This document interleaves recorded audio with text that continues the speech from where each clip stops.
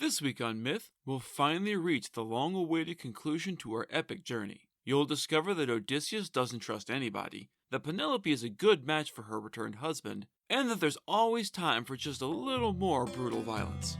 Then, in Gods and Monsters, you'll learn the mythological origins of the Ghost of Sparta.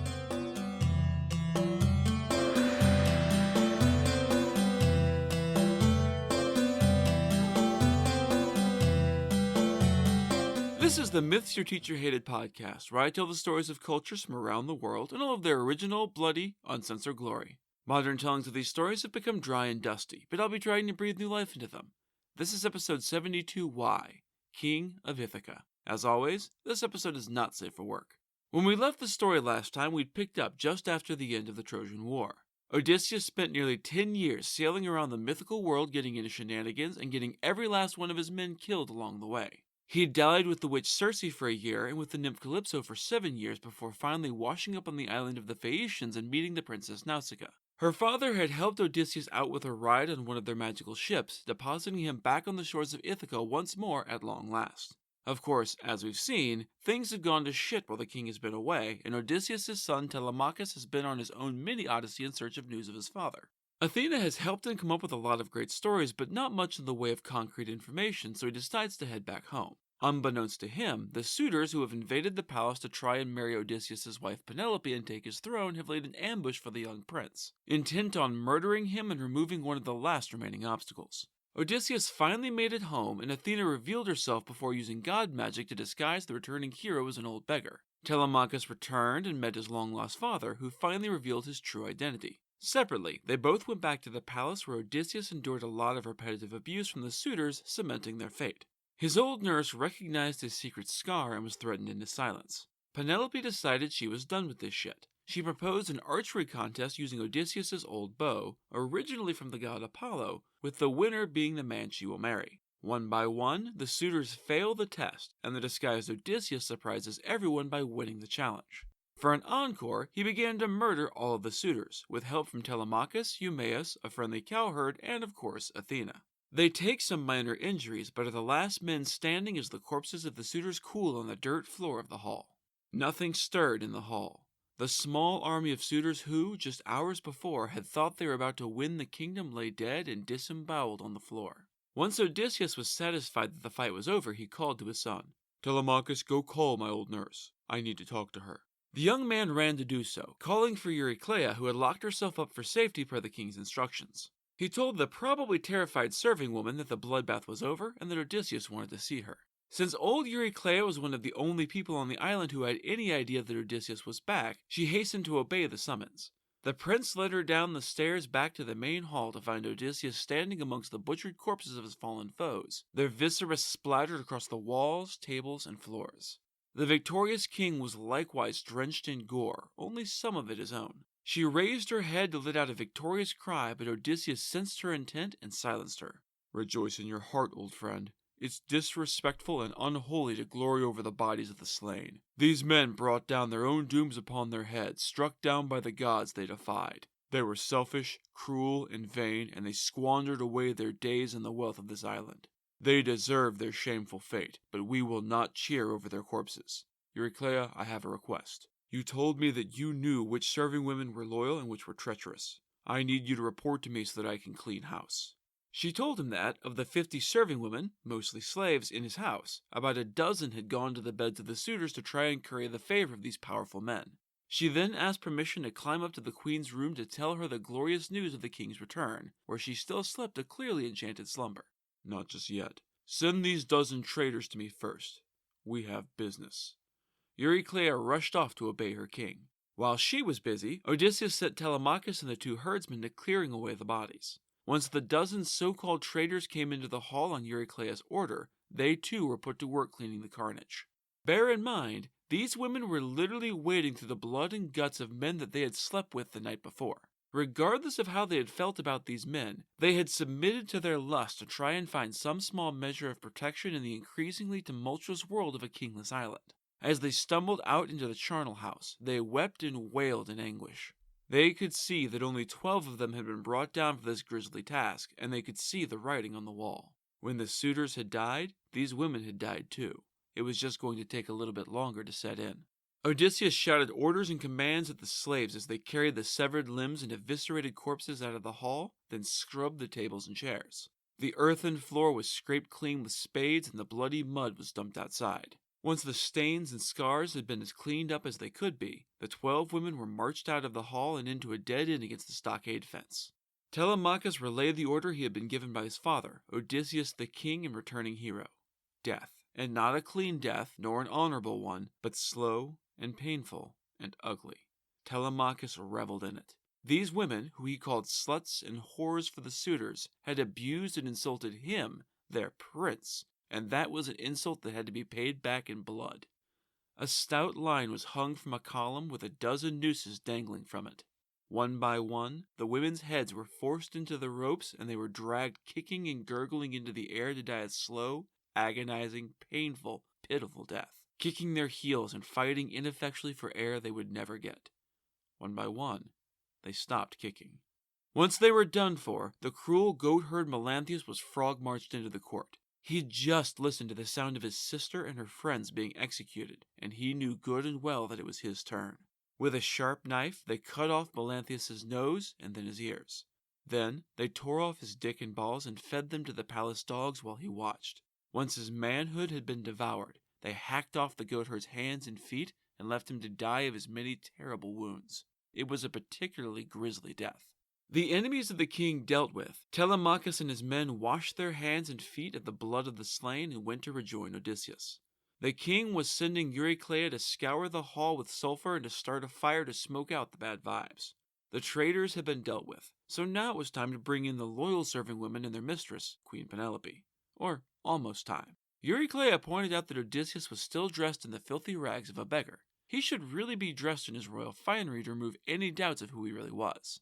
Odysseus agreed but wanted the purifying fire built first, so the fire was built and the room was cleansed. Only then was Euryclea free to go tell the other women the good news.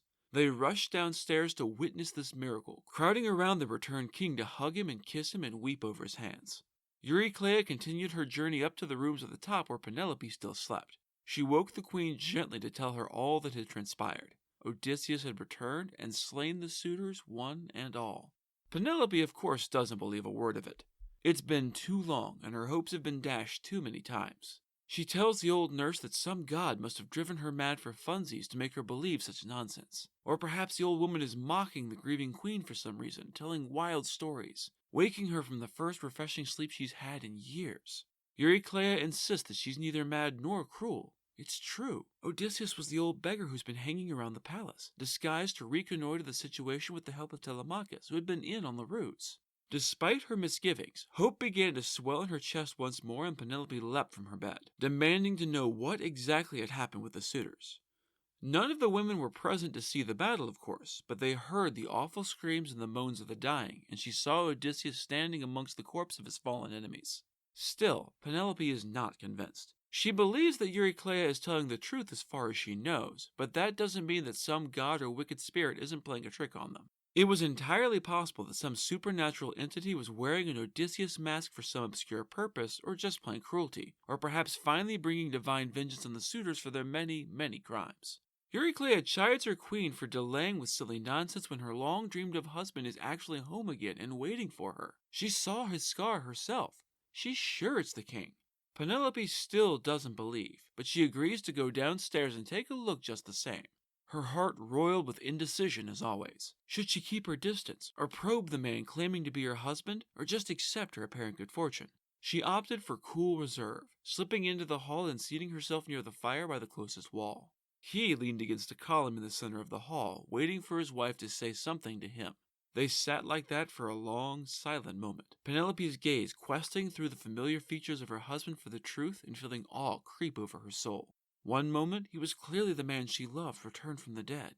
The next, he was a stranger still huddled in the rags he hadn't changed out of despite having discussed it already. Telemachus saw his mother's hesitancy and reproached her for it, assuring her that this was truly his father. He asked how she could be so cold, so cruel as to hold back in chill silence instead of running to him and speaking to him after 20 years away. Penelope told her son that she was simply stunned with shock and wonder, but that she and Odysseus had secrets known only to them to test this would-be Odysseus. The man himself heard this and smiled in respect for his wife's distrust. He'd have done the same in her position. They truly were well matched. Leave me with your mother, Telemachus. Let her test me as she sees fit. I can hardly blame her for doubting me, filthy and ragged as I am. I'd doubt me too if I didn't know better. I need you to do some thinking while your mother and I speak. It needed to be done, but we did just murder dozens of the richest and most powerful young men in the islands. Their families are going to want vengeance, and we probably need to get the fuck out of Ithaca and lay low for a while. I'll noodle on it, but you should be the one to make our plan. No one has a head for tactics like you. We're with you, though, have no doubt about that. All right then, here's the plan. Go wash and dress in your best tunic. Tell the maids to dress up nice as well. Get that bard to play a jaunty tune so that anybody who passes the palace won't suspect what happened here today. They'll assume that one of the suitors finally won the day and a wedding feast is underway, which will buy us some time. We'll be able to slip out of Ithaca before the news leaks out. Telemachus went to carry out his father's orders, creating a successful ruse. People passing by assumed that the queen was indeed getting remarried and were very judgmental of her for not holding out to the bitter end. Odysseus bathed, or rather, let his maid Eurynome bathe him and rub him with oil, and then dressed in his royal clothes to make a good impression.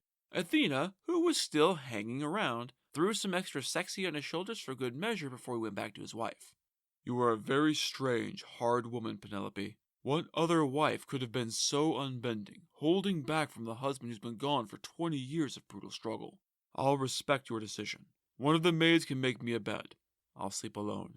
Strange man, countered Penelope. I am neither proud nor scornful, and I'm not swooning over your wardrobe change either. But I'll admit that you look just like he did when he set out 20 years ago.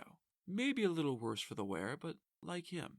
Eurycleia, move the sturdy bedstead out of the bridal chamber. You know, the one that the king built with his own hands. Take it out and make it up in clean sheets, please. Odysseus was playing it cool, but he was getting frustrated by all this doubt. He blew up a little at Penelope's order. Are you serious, woman?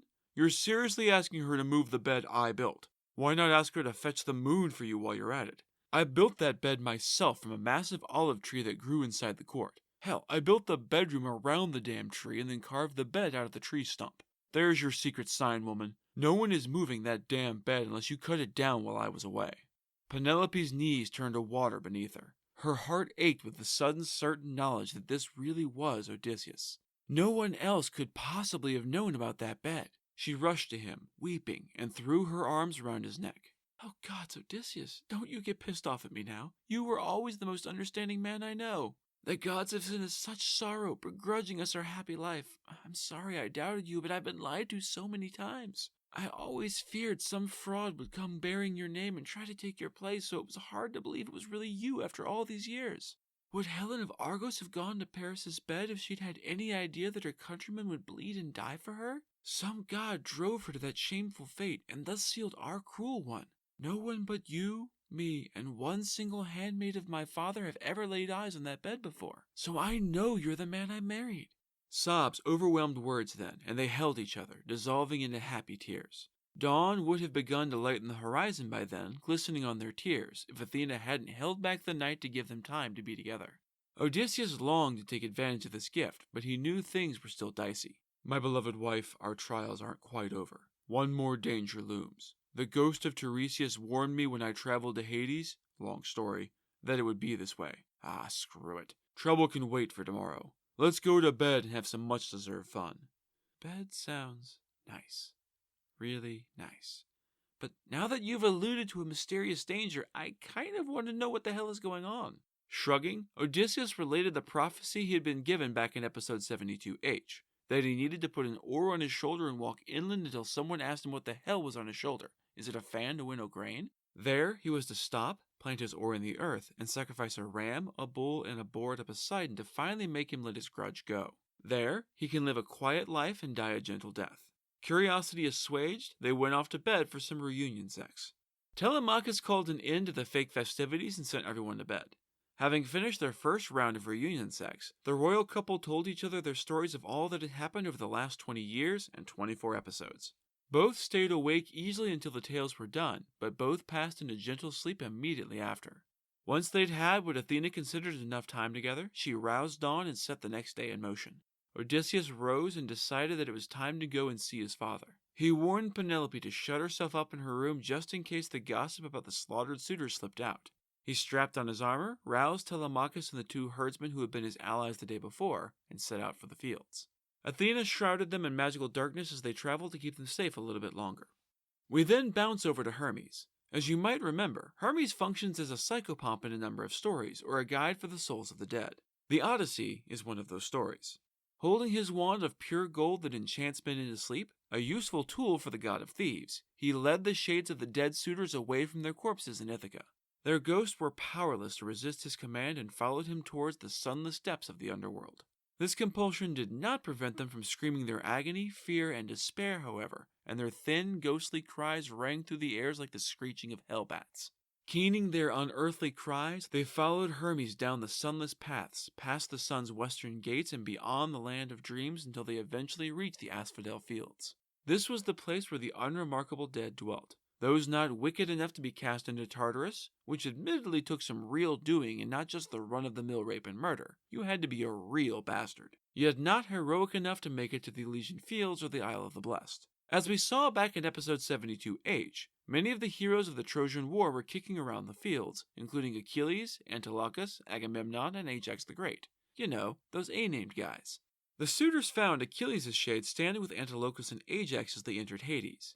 Agamemnon came marching up, flanked by his comrades who had been murdered along with his wife and her lover. Achilles greets his old friend, and laments that Agamemnon was cursed to die a wretched death so soon after the fields of Troy, and wonders if it wouldn't have been better for him to have gone out with them in a blaze of glory on the battlefield. Agamemnon reminisces about the fighting between the Greeks that started up over Achilles' body, and his magical armor, ending in his men taking his corpse onto the ships to mourn. His mother, Thetis, had risen up from the sea along with her sea nymph attendants, wailing an unearthly, ululating cry, and only Nestor's recognition had kept the mortals from fleeing in a panic. The nymphs, along with the muses, had performed a death dirge for Thetis' fallen son, beginning 18 days of mourning, ending with his body being burned and his ashes being mixed with those of Patroclus per Achilles' wishes. Agamemnon is clearly bitter that Achilles was granted such honor in his death while he, a king, was killed ignobly through treachery. Their conversation is cut short by the arrival of Hermes and the newly dead, especially when Agamemnon recognizes one of them, Amphimedon, who had received the dead king once in his home on Ithaca. Agamemnon had been on Ithaca to try and convince Odysseus to join the Trojan expedition. He's shocked to see so many young, noble-looking men all slain together and asks what the hell just happened. Was it a shipwreck cast down by the anger of Poseidon? Or maybe they were mowed down gloriously on a battlefield while trying to raid some city to steal their sheep and kidnap their women? Amphimedon, another A-name, tells the dead about their courtship of Odysseus' wife and blames her for their deaths. It was her indecision, he says, that planted their doom. If she'd simply accepted someone or refused, they'd all still be alive. And one of them would be Usurper King, who probably murdered Telemachus, but they're not worried about that little detail. He bemoans her subterfuge with the weaving of Laertes' shroud, successfully tricking them for 3 full years, and complains that some foul spirit brought Odysseus back to Ithaca long after he should have been dead. And that foul spirit, as we know, is none other than Athena. They're bitter that the old king and the prince they had tried to murder plotted against them, never mind that they've been doing the exact same fucking thing, and actually pulled it off thanks to that bow of his. Agamemnon, rather than commiserating with the dead traitors, rejoices at the cleverness of his old friend. He's thrilled that Odysseus' wife was actually faithful to him over his long absence. The ghosts trade stories, the only entertainment the dead had left, and the suitors shuffled into their eternal rest. Meanwhile, back on the surface, Odysseus and his allies had arrived at Laertes' farm. The king hustled the group into the lodge house and set them to slaughtering and roasting a pig for dinner. Odysseus himself would head out to test his aged father because he doesn't trust anyone without proof, not ever. He set out for the vineyard and began a thorough search, but he couldn't find Dolius, the servant in charge of the place, or any of his sons. As it so happened, they had all just set out to gather stones for a new retaining wall for the vineyard. Well, except for the sons Odysseus had just killed in his hall. He did find Laertes himself planting a sapling out in the fields. Odysseus had expected his father to be older, but he had aged beyond his years, worn down by sorrow and care. Odysseus hid away behind a pear tree and wept for his haggard father. He cried his heart out, dried his eyes, and then pondered his next move. Should he run up to his father, embrace him, and pour out his heart, or should he be Odysseus and test him first, probing him with clever questions? You already know which option he picked because he always ponders carefully, weighs the choices, and then does the same thing he always does. He walked up behind the laboring old man. You keep a tidy garden, old man. Everything looks nice and healthy, except you, no offense. I mean, being old and feeble and stooped is bad enough, but why are you dressed in such shitty rags? You're clearly not being punished for being lazy, so what gives? You don't seem like a slave. You have the bearing of a king, unless I miss my mark. You seem like someone used to being well-fed and pampered with a soft bed at night. Whose slave are you? Whose orchard is this? Did I actually reach Ithaca? Some country yokel over there told me that's where I was, but he wasn't the talkative sort, and kind of a dick, to be honest. I'm trying to find an old friend of mine, but that asshat was no help. Maybe you'll talk to me? I once had a guest visit me in my own homeland, the best visitor I ever had. Yes, he's talking about himself here. Odysseus thinks very highly of himself. He said he was from Ithaca, and that his father was a man named Laertes. I feasted him like a hero and gave him princely gifts when he left, including his choice of his 4 favorite slave girls for my palace. Stranger, this is indeed Ithaca, and it is in fact the home of the man you seek, but I fear he's not here. This island is in the grip of terrible, lawless men. I'm sorry that the gifts you gave him were lost or stolen before he reached home. If he lived here still, he'd repay your generosity in kind. Tell me, friend, how long ago did you host this man? He was my son. At least, I think he was, unless I dreamed him up all those years ago. He's dead, devoured by a fish in some watery grave, or rotting in a shallow hole somewhere. No one to mourn him, no one to tend his body. But enough melancholy. Tell me about yourself, stranger. Odysseus spends another brief lie about himself and claims that he saw himself 5 years ago, saying that the omens were good that day and they'd hope to meet again as friends. Grief overwhelmed Laertes at these words. His brief hope that maybe Odysseus had been seen weeks ago dashed yet again. This fresh bout of mourning pricked the old trickster's heart with guilt about what he was putting his father through, a father who clearly loved him and was still loyal. He throws himself into a bear hug with Laertes and admits his identity, telling him that the suitors all lay dead, cut down for their crimes. Laertes, hopeful but wary, asks for proof, and Odysseus shows him the scar and then tells him a story about asking his father for the first trees that had been planted in this very vineyard when he was a boy. The combination was enough to convince his father, and they hugged and wept with joy at this reunion. It didn't take long for Laertes to think about how the suitors' families would soon be howling for revenge against his son. Having just this moment regained him, he was terrified of losing him to a screaming mob. Odysseus assures Laertes that he has it all in hand. He very much does not, and takes him to where Telemachus has been preparing a nice meal for them all. Athena popped in, because of course she did, to undo a little of the damage to Laertes, filling out his muscles and helping him stand straight and proud again. Odysseus has been on the receiving end of this trick enough times to recognize it for what it is. Laertes rejoices in his renewed strength, wishing he could have had it yesterday to fight beside his son. Dolius and his sons returned and stopped in shock at the sight of the long-dead king eating happily with his father who had grown years younger overnight. Odysseus tells him to get over their shock and come sit down. He was hoping they'd come back. Dolius asks if they should send a messenger to tell Penelope the good news, but Odysseus assures him his wife already knows. Weirdly, Dolius isn't even a little bit upset that Odysseus, murdered 2 of his sons in the palace, who were amongst the suitors. Penelope did indeed know, and so did most of the island by now. Gossip has wings, and word of the bloody butchery in the palace the night before had raced like wildfire. The families of the dead suitors were indeed massing, forming into an angry lynch mob to sink vengeance on the man who had murdered so many of their sons. Never mind that they'd pretty well deserved it.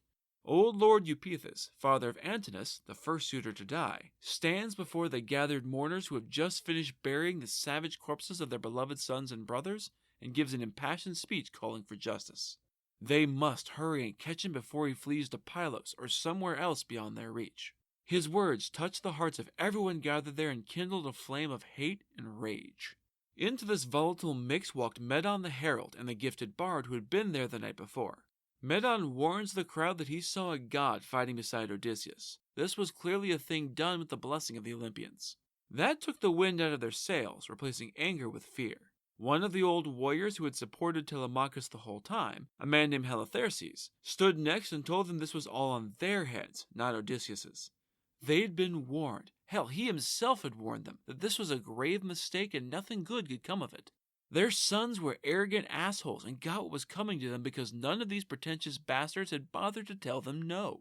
He agreed with Medon that they should absolutely not attack and give up any dreams of vengeance. This pair of speeches convinced about half the crowd, but the other half were still thirsting for blood and weren't going to be satisfied until they had Odysseus' head. They gathered up arms and armor and arrayed themselves in ranks outside the city, led by Lord Eupeithes.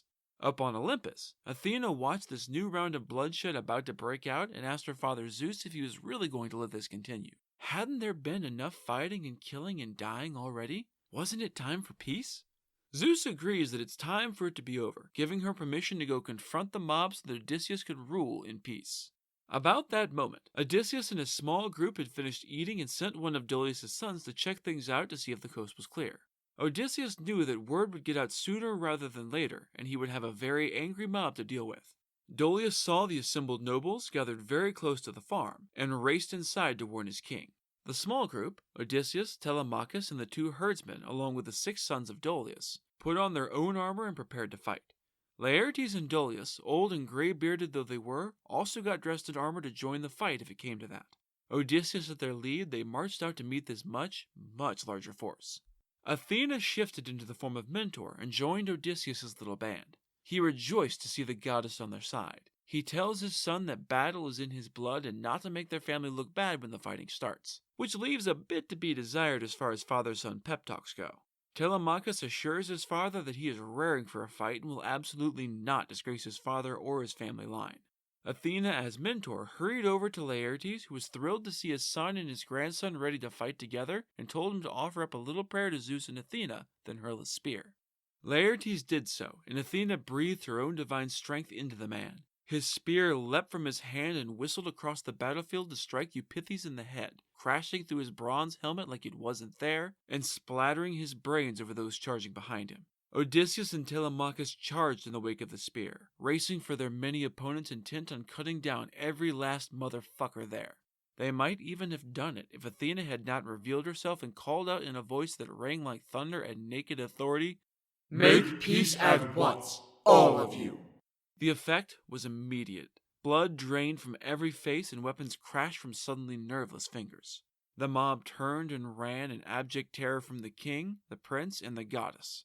Zeus hurled a lightning bolt to seal the deal and put a little exclamation point on the proclamation. She told Odysseus to call off his charge and let the people flee in peace. He happily did so, allowing Athena, still wearing Mentor's form, to set the terms of the peace that was to follow. And thus have we finally reached our own extremely long trek through the epic that is the Odyssey, which means it's time for Gods and Monsters. This is a segment where I get into a little more detail about the personalities and history of one of the gods or monsters from this week's pantheon that was not discussed in the main story. This week's god is Kratos, better known today as Kratos.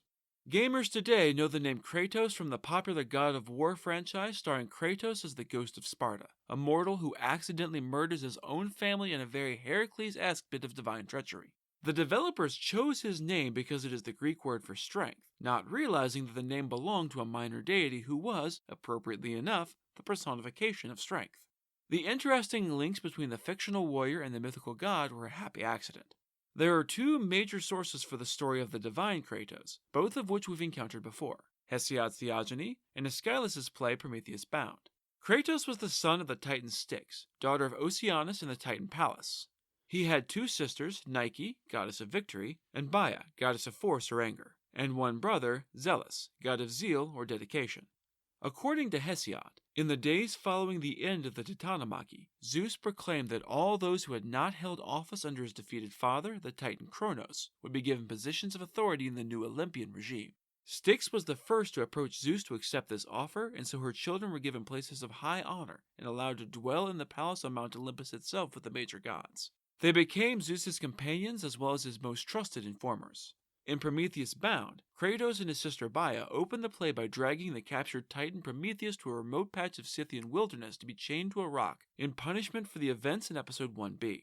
The order came down from Zeus himself, and the 2 siblings are happily acting as the embodiment of the king of the gods' will. It's notable that only Kratos and Baia are present in this scene since the play depicts Zeus as high-handed and tyrannical, and strength and anger are the more tyrannical embodiments of power. Kratos in particular is brutal in his treatment of his captive, forcing the mild-mannered god of blacksmith Hephaestus to forge the chains that will bind Prometheus. The kindly Hephaestus laments over the cruel fate in store for Prometheus, and Kratos mocks him for his pity, saying that the rule of law requires the use of brutal oppression and fear. Pity is a waste of time. He continually pushes for Hephaestus to use more force, to be brutal in his treatment of their captive. He orders the Olympian to nail the Titan's hands to the rock, to drive a steel wedge through his chest, and to bind his legs so that he can't so much as squirm away from the eagle who will come each day to eat his liver. As he leaves to close the scene, he taunts Prometheus, saying that he does not deserve his name, which means forethought, and that he will be bound in his chains forever. Ironically, it is the video game version of Kratos who ends up freeing Prometheus from those very same chains as a nod to the exploits of Heracles, who eventually freed him in the myth. That's it for this episode of Myths Your Teacher Hated. Keep up with new episodes on our Facebook page, on iTunes, on Stitcher, on TuneIn, on Verbal, and on Spotify. Or you can follow us on Twitter as @HardcoreMyth, and on Instagram as Myths Your Teacher Hated Pod. You can also find news and episodes on our website at mythsyourteacherhated.com. If you have any questions, any gods or monsters you'd want to learn about, or any ideas for future stories that you'd like to hear, feel free to drop me a line. I'm trying to pull as much material from as many different cultures as possible, but there are all sorts of stories I've never heard, so suggestions are appreciated. The theme music is by Tiny Cheese Puff. Next time, it's finally time to leave the Odyssey behind and hop a ride on a pumpkin carriage for the land of fairy tales. You'll see that every incarnation of Cinderella gets a raw deal, that making friends with the animals is always a good idea, and that royalty is mostly useless. Then, in Gods and Monsters, you'll see that Cinderella is a whole lot older than you thought. That's all for now. Thanks for listening.